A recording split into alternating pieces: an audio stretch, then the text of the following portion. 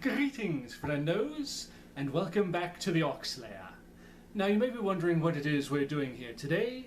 Well, to answer that question, you have to look no further than the title of the video down below to see that I'll be taking a look back at the writings of best-selling children's horror author R.L. Stine, along with taking a look at a television show based off of his works, to see just how much these pieces of media are alike and how far they drift away from each other. Also, I should specify that I will be only taking a look at the episodes from the series that were released on VHS by Vox Home Entertainment, because if I didn't, then, well, we would be doing these particular videos the entire season. And I don't know about you all, but I think that would get just a bit repetitive, don't you agree? Now, without further delay, let's get a look at this week's episode. To start things off, we'll be looking at The Haunted Mask, which according to my research, was the first episode released in this format by Fox Home Entertainment. Let's get started, shall we? For starters, we'll take a look at the characters as they're described in the book versus their on-screen counterparts. Carly Beth Caldwell, in the book, is described as being small for her age, 11, and looking much younger. She is said to have dark brown eyes and straight brown hair. The Carly Beth in the episode, she's got straight blonde hair and has blue eyes. She seems to be of average height and doesn't seem to be as small as her book counterpart makes her out to be. Sabrina Mason. In the book, she is described as being tall, dark and sophisticated looking, is said to have straight black hair and enormous dark eyes. The Sabrina in the episode, she appears to be only a little bit taller than Carly Beth and has a similar skin tone. Her hair is straight and brown, and I wouldn't really say her eyes are that big, all things considered. Next up, we have Chuck Green, who in the book is described as being tall, thin, having straight brown hair and dark brown eyes. The Chuck in the episode, he seems to have a bit more of a wave to his brown hair than the straight hair of his book counterpart. His build seems to differ from his book counterpart as well, being a bit more stocky. But he does have the same brown eyes his counterpart is described as having. Next we have Steve Boswell, who in the book is said to be the same as Chuck Green, which would imply that he would also be tall and thin, with straight brown hair and dark brown eyes. The Steve in the episode, he's shown to be thinner than Chuck and is about a head shorter than him as well. He has brown hair, which seems to be similarly wavy, but is styled differently than Chuck's. He also has brown eyes, like his book counterpart. Next up, we have Carly Beth's mother, Mrs. Caldwell, who in the book is described as being tall and chubby, with curly coppery hair and green eyes. The Mrs. Caldwell in the episode, she's shown to be only a little taller than Carly Beth, and she has long, straight, reddish hair with seemingly brown eyes. Honestly, it's a bit hard to tell with this VHS quality. Next, there's Carly Beth's little brother, Noah Caldwell, who in the book doesn't really have a whole lot in terms of a description, as it's only said that he has blonde hair, blue eyes, and that he is 8 years old. The Noah Caldwell in the episode, he seems to be about a head shorter than Carly Beth here.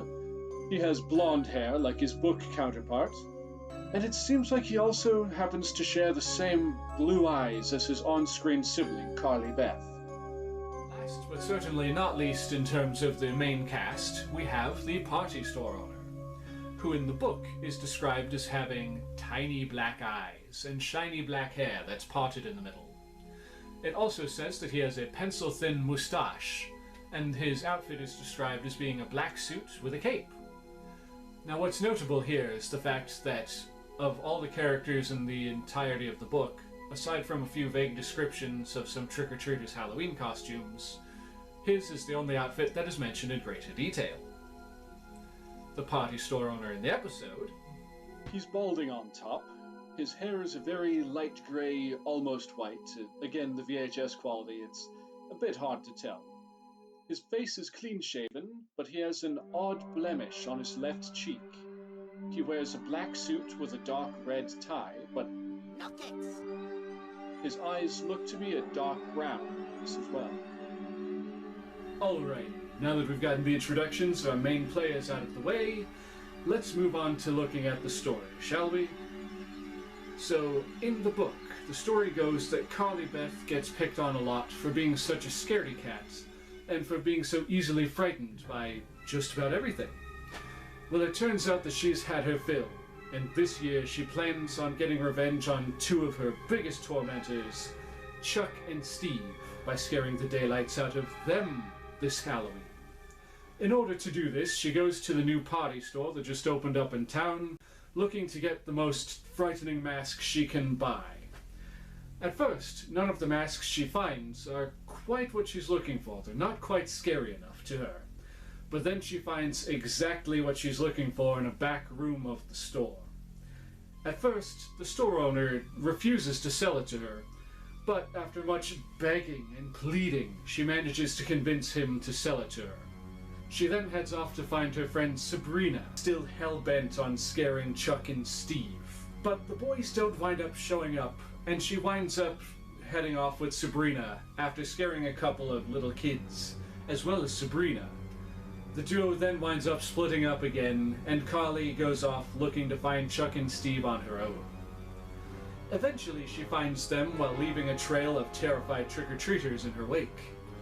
After finding them, she succeeds in her mission of scaring them, and winds up scaring herself in the process, when the papier-mâché head that she brought with her starts mouthing out the words, "Help me, help me." She tosses it aside after Chuck and Steve run, and then she meets up with Sabrina again after this.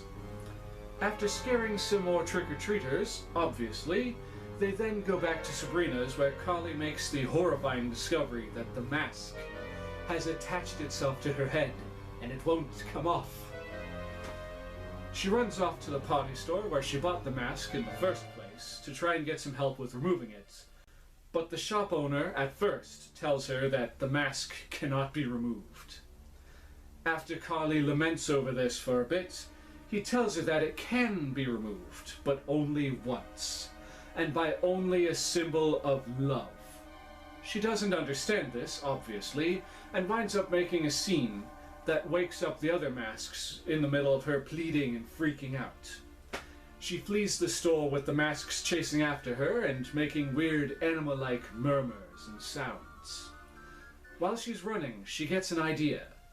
That idea being that the plaster head that her mother had made of her, the one she had before that was mouthing out the words, "Help me," could be the symbol that she needs to end all of this once and for all.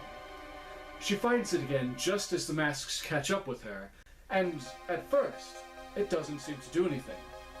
But then, she puts on the plaster head over her own, and after a few moments, she removes it to find that the masks have all vanished, and the one that she had been wearing is no longer attached to her head. So she promptly removes it and goes home. When she gets there, her mother tells her how worried she was, and then starts asking her where she's been and why she's so late getting home. Carly starts to explain, but is interrupted when her brother Noah comes in, wearing the mask, and asks her how he looks in it. That is the story from the book. Alright, it seems we're off to a pretty good start here. Admittedly, I believe this to have been the first time that I've ever read this particular book in the series, but it was a pretty good little read. I especially liked some of the details about some of the costumes, and was a bit surprised to see a couple of notable characters be mentioned, in costume form at the very least. Chief among them being the Ninja Turtles and Freddy freaking Krueger. Think about that for a moment, ladies and gentlemen. A children's horror novel that got away with mentioning two different brands of characters, two very popular at the time, I must add. The Ninja Turtles, you know, these little fellas up here, Leonardo, Michelangelo, Donatello, and Raphael, and horror movie slasher Frederick Krueger. When else are you going to see something like that except for a children's book from the 1990s? I never thought I would see those two properties mentioned together in the same breath outside of one of my videos, but Here is the world in which we live now, folks. But enough gushing over this nonsense. Let's jump over to the old boob tube and see how accurately they were able to recreate the story for the small screen.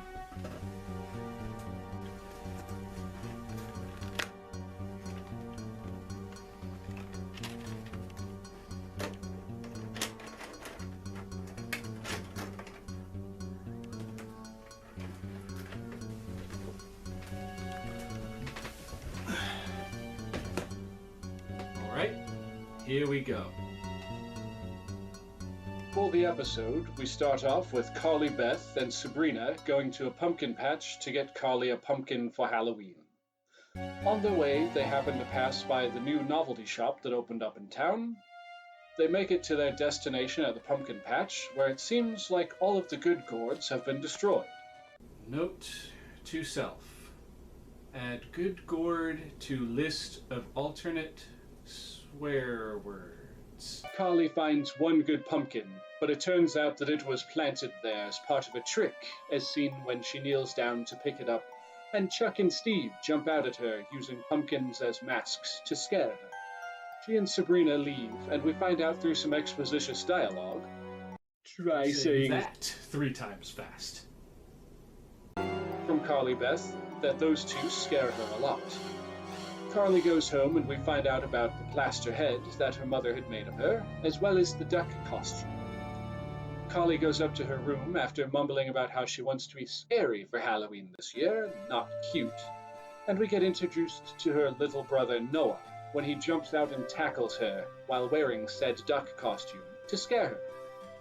She slams her bedroom door in his face as he's being a pest and repeatedly calling her Carly Beth the scaredy cat. We then jump to the next day where Carly and Sabrina are at school having lunch, when Chuck and Steve come over to their table and immediately start messing with Carly Beth again, starting by startling her with a little talking jack-o'-lantern, then placing a live worm in her tuna sandwich while she is distracted. She takes a few bites before discovering the bug and freaks out, causing everyone to start laughing at her. What's wrong, Carly Beth? Oh, it's the worm! And I mean everyone. Just look at this. This is some Carrie level, they're all going to laugh at you shtick.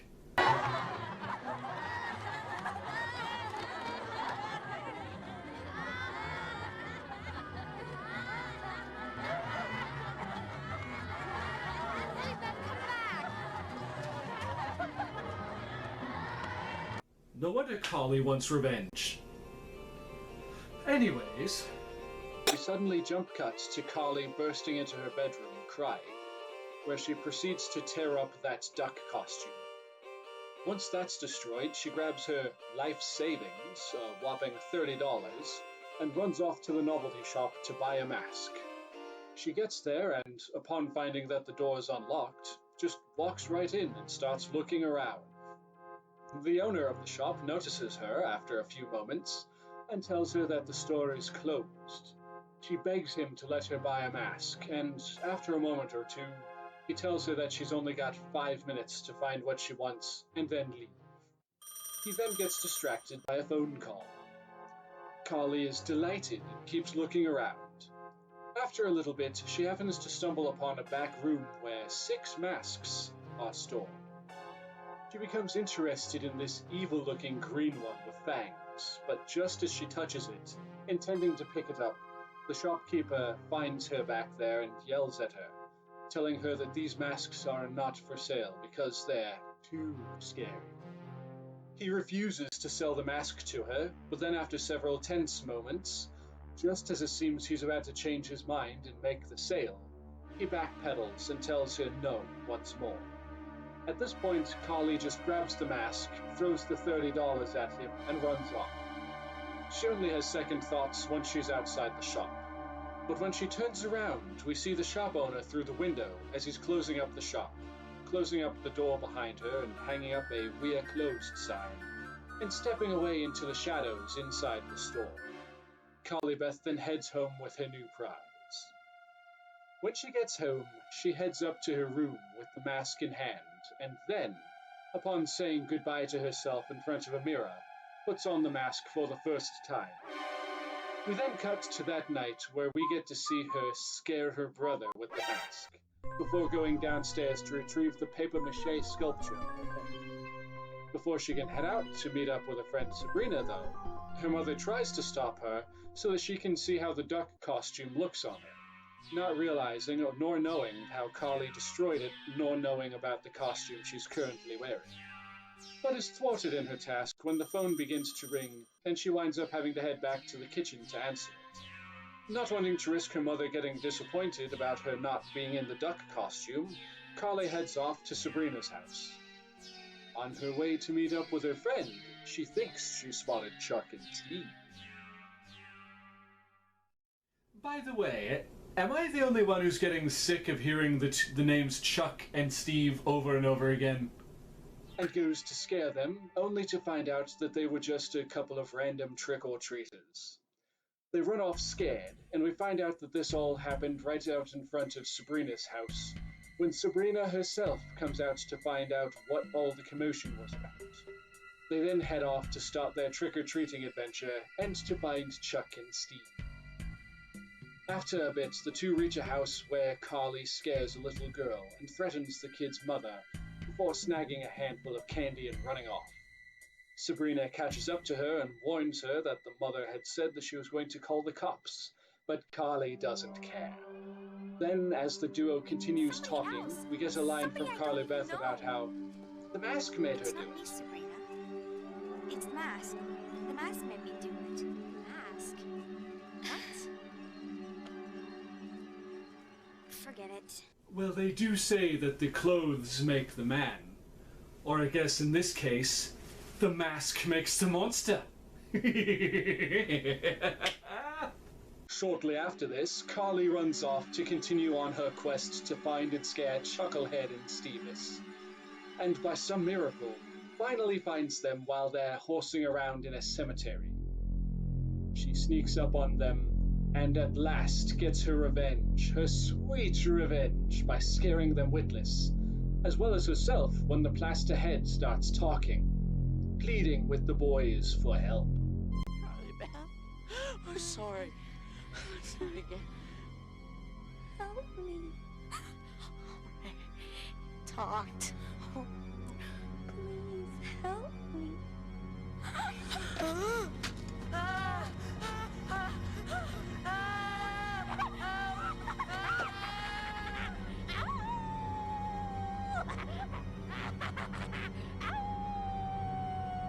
The dim-witted duo runs off, and Carly buries the head before running off as well. She winds up being found by Sabrina after pausing to catch her breath, and the two head back to Sabrina's place after a brief conversation, where Carly reveals that she might not have been completely in control of her own actions during the encounter with Chuckers and stuff on her. At Sabrina's house, Carly cleans herself up while Sabrina starts sorting through her candy. Soon, though, Carly Beth discovers that she can't take off the mask. Her friend tries to help her, but they find that it seems to have fused itself with her skin. Carly starts freaking out, and for good reason. Think of that scenario. You put on a Halloween mask that you just bought, you're having the time of your life, and then you're like, I think it's time to take this off now, and suddenly it's no longer a mask. It is your face. And runs off again, heading back to the novelty shop where the owner has apparently been waiting for her. At this point, we find out from the dude that the mask isn't really a mask at all, but a real face that he had created for himself. In fact, all of the masks in the back room are. We also find out that he's been wearing one of these faces the whole time, and that the reason for the blemish on his face is due to this one failing like all the others did before it, to hide his faults, and that it was these faults that had infected the other masks and made them look the way that they do now. He says that soon his current face will join the others on the shelf, and offers to show Carly Beth what he looks like beneath so that she will be more appreciative for what she has and who she is. But she doesn't care. She just wants the mask off now. At this point, the shopkeeper tells her that it cannot be removed and that it is her face now. Carly freaks out and begins sobbing. After a moment or so of this, the shopkeeper gets an idea. He asks her how many times she's removed the mask, which, according to her, has only come off one time.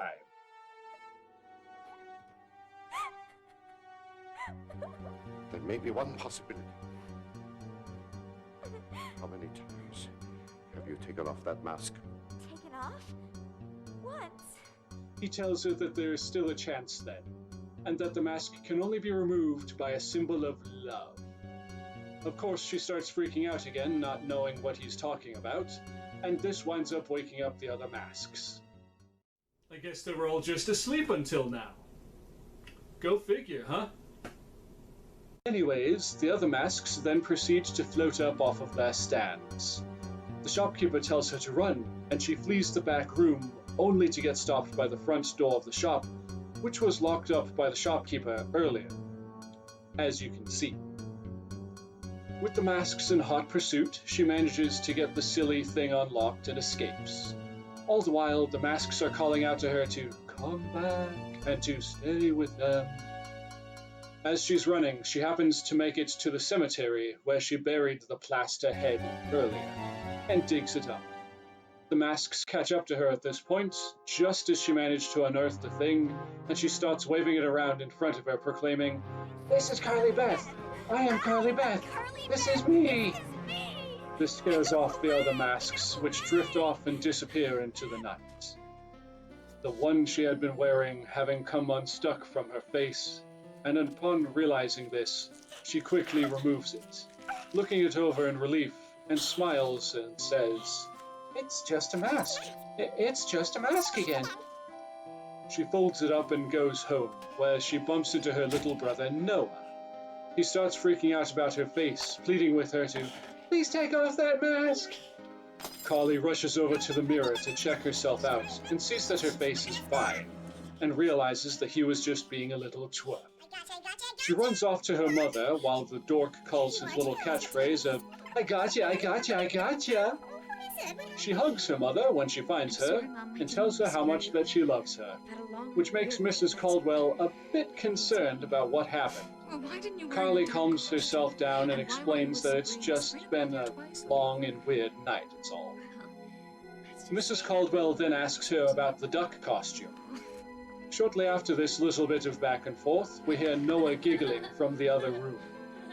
Carly calls out to him and tells him not to put on that mask. He calls back telling her that he won't before rounding the corner, wearing the mask, I might add, and loudly proclaims, "Trick or treat!" Then he starts laughing and the episode ends. Alrighty, folks. Now that we've gotten to take a look at these two different and totally valid interpretations of this story, I would have to say that I prefer the book over the episode. I mean, don't get me wrong, the episode did just fine as it was, but the book just went a little more in-depth compared to its televised counterpart. And as you've probably noticed by now, the episode was a bit different in a lot of ways compared to the book. For example, here's one thing that worked in the novel compared to the episode. Let's take a look now at the scene where Noah pleads with Carly to remove that mask when she gets home, how it was handled in the book. Carly Beth bent to pick up the sculpted head. Then, carrying the mask and the plaster head, she began walking quickly toward her house. Halfway up the driveway, she stopped. She reached up and examined her face with one hand. "Do I have my old face back?" she wondered. She rubbed her cheeks, then ran her fingers over her nose. "Is it my old face? Do I look like me?" She couldn't tell just by touching. "I've got to get to a mirror," she exclaimed out loud. Desperate to see if her face had returned to normal, she ran up to the front door and rang the bell. After a few seconds, the door swung open and Noah appeared. He pushed open the storm door. Then he raised his eyes to her face and started to scream. "Take off that mask! Take it off! You're so ugly!" "No!" Carly Beth cried in horror. The mask must have changed her face, she realized. No! Oh, no!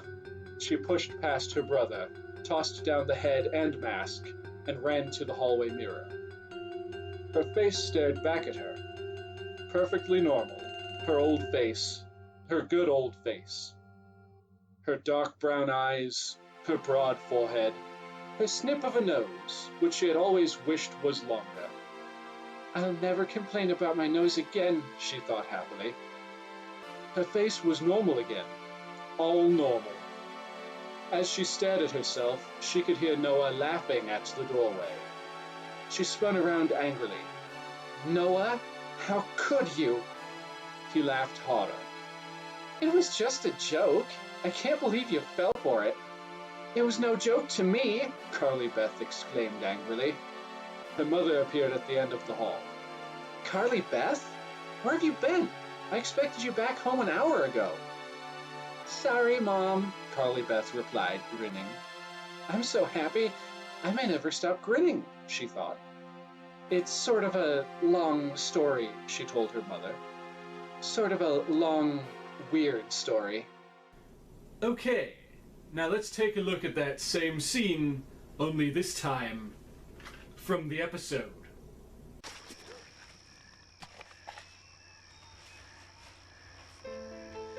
The symbol of love.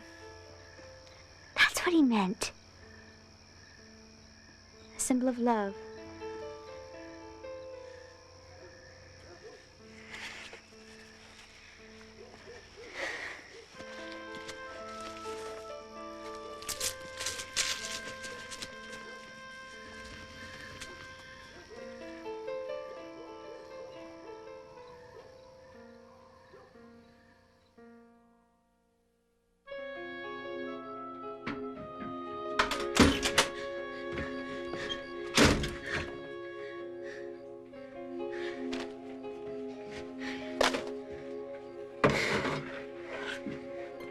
I know. Carly Beth, please take that mask off. Please, Carly Beth, please. Take that mask off. I gotcha. Mom? There you are. Do you realize what time it is? Oh, I love you, Mom. I really do. oh, what is it? What happened? I'm sorry, Mom. I didn't mean to scare you. I've had a long, weird night, that's all. See what I mean? In the book, we don't know right away that everything is okay. We want things to be okay for Carly Beth, but it isn't outright said until after she looks in the mirror. The episode, however, gives that away immediately. As soon as that mask comes off, there's Carly Beth's face right there on full display. And because of this, the impact of Noah's little prank is kind of lost on the viewer. I believe that they could have done this scene a little better if they would have filmed Carly Beth from behind, maybe some nice angled over-the-shoulder shots with her face in shadow to hint that she's back to normal, but keeping the reveal of her face a secret. Then as she's coming in the front door, we have it done in a POV shot from Carly's perspective, as she knocks on the door and Noah opens it and has his little freak out. Then as she rushes to the mirror, we could have it cut to a camera angled from behind so that when she first sees her face, we, the viewers, would first be seeing it as well. See, it's little things like that that could have helped the episode work so much better. But I digress. So, boils and ghouls, what did you think? If you've ever read the book first and then saw the episode when it premiered back in the day, did it live up to your hopes? Personally, I still liked it for doing its own thing and for the fact that it's freaking Goosebumps. Alright everyone, that's it from me. Thanks for tuning in, and be sure to tune in next week for the next exciting installment. Until then, YouTube viewers beware. Subscribe if you dare.